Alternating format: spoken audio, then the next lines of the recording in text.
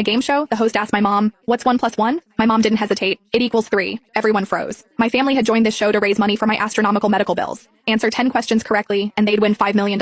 After struggling through 9 questions, the host took pity and asked a softball question. This prize money was my lifeline. But my mom, a PhD in mathematics, deliberately answered it wrong. I bolted upright in my hospital bed, chest tight with pain. The host recovered quickly, plastering on a smile. Dr. Lily Smith is a mathematics PhD. Perhaps in unexplored mathematical fields, 1 plus 1 can equal 3. However, the question I just asked is very simple. You only need to think like a first grader. But my mom blinked and said firmly, 1 plus 1 equals 3. The host's expression darkened. My brother held up 2 fingers, waving them frantically in front of mom's face. "Mom, just answer one more question correctly and we can get the prize money for Chloe's surgery. This isn't the time for jokes." Dad was sweating bullets too. "Honey, did you mishear the question? Or did you misspeak?" But no matter how Dad and my brother pleaded, Mom stuck to her answer. 1 plus 1 equals 3. The audience exploded. Is this mother insane? This has to be scripted. What mother would want her own child to die? Each question had a 10-minute time limit. As the countdown neared its end, I begged the doctor to help me video call the show. The production team connected immediately. My pale, weak face appeared on the big screen. The crowd gasped in sympathy. The host's eyes reddened with emotion. At 16, I'd been diagnosed with a malignant heart tumor and was in critical condition every moment. The only hope for my survival was this prize money. The host was frantic. "There are only 3 minutes left on the countdown. If you answer incorrectly, all your family's efforts will be wasted." To qualify for this show, my whole family had stayed up for 3 months memorizing the question bank. They'd barely made it through 9 questions, and now Mom was spouting nonsense on the 10th. I spoke carefully. "Mom, the prize is $5 million.